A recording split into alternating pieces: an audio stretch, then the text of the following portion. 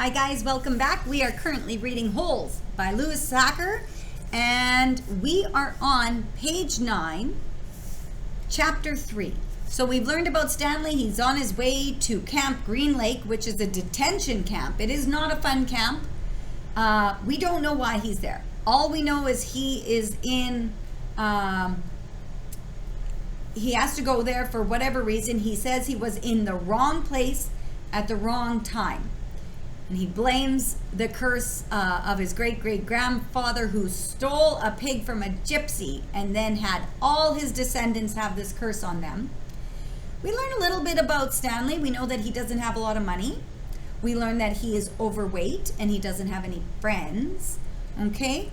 And we also learn about his dad, who's an inventor who works really hard, has a lot of perseverance, but just never has any luck. Okay? So page 9, top of page 9. Stanley's father was also named Stanley Yelnats. Stanley's father's full name was Stanley Yelnats III. Our Stanley is Stanley Yelnats IV. Everyone in his family had always liked the fact that Stanley Yelnats was spelled the same frontward and backward, so that they kept naming their sons Stanley. Stanley was an only child. He was as was every other Stanley Yelnats before him. Okay, so his name, Stanley Yelnats, if you spell it forward, Stanley Yelnats, and you spell it backwards, it also spells Stanley Yelnats, forwards and backwards. All of them had something else in common. Despite their awful luck, they always remained hopeful.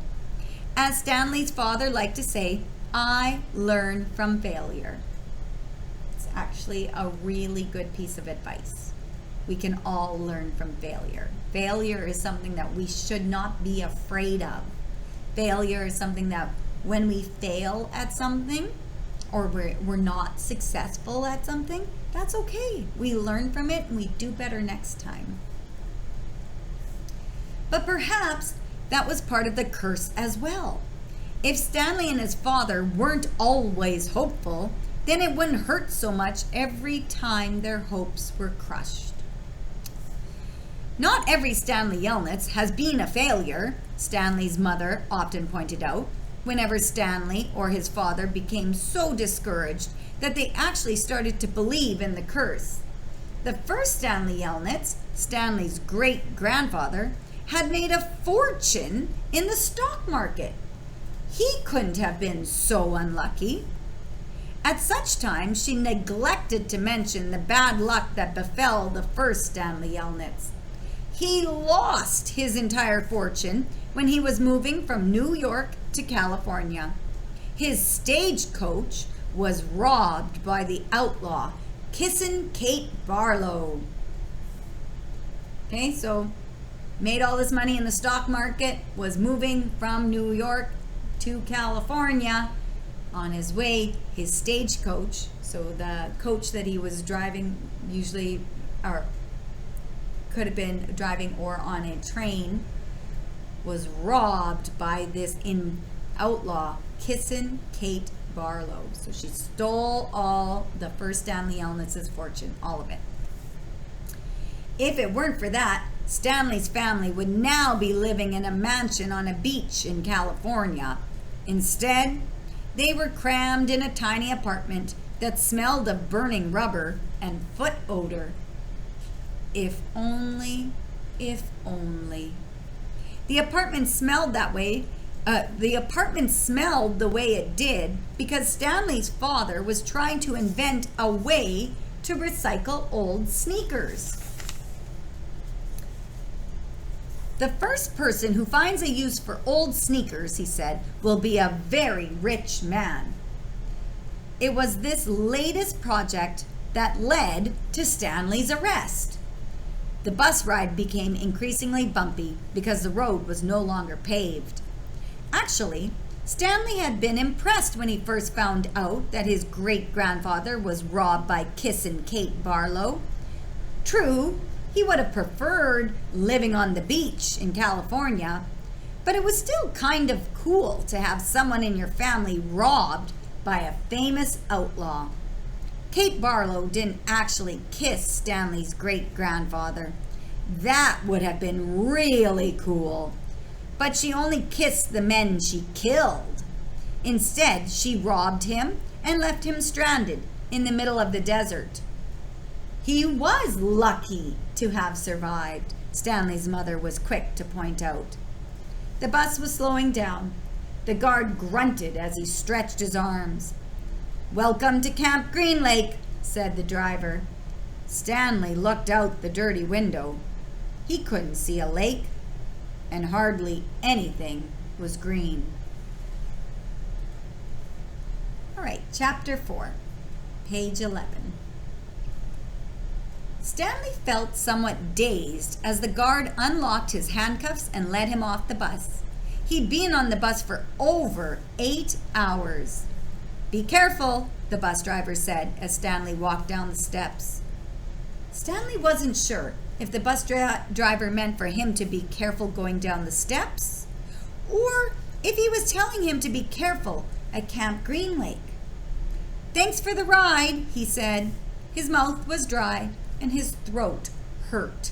He stepped onto the hard, dry dirt. There was a band of sweat around his wrist where the handcuff had been. The land was barren and desolate. Barren means it's empty. Okay, desolate. There's nothing there, nothing growing. He could see a few run-down buildings and some tents. Farther away, there was a cabin beneath 2 tall trees. Those 2 trees were the only plant life he could see. There weren't even weeds. The guard led Stanley to a small building. A sign on front said, "You are entering Camp Green Lake Juvenile Correctional Facility." Next to it was another sign which declared that it was a violation of the Texas Penal Code to bring guns, explosives, weapons, drugs, or alcohol onto the premise. Okay, so he's in what they say a juvenile correctional facility. Juvenile means for kids, somebody who is not an adult yet. You're a juvenile. Correctional, they're going to correct the way these kids are. They're going to fix them. Okay?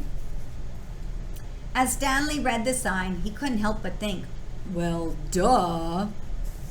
The guard led Stanley into the building, where he felt the welcome relief of air conditioning. A man was sitting with his feet up on a desk. He turned his head when Stanley and the guard entered, but otherwise didn't move. Even though he was inside, he wore sunglasses and a cowboy hat. He also held a can of soda, and the sight of it made Stanley even more aware of his own thirst. He waited while the bus guard gave the man some papers to sign. "That's a lot of sunflower seeds," the bus guard said. Stanley noticed a burlap sack filled with sunflower seeds on the floor next to the desk.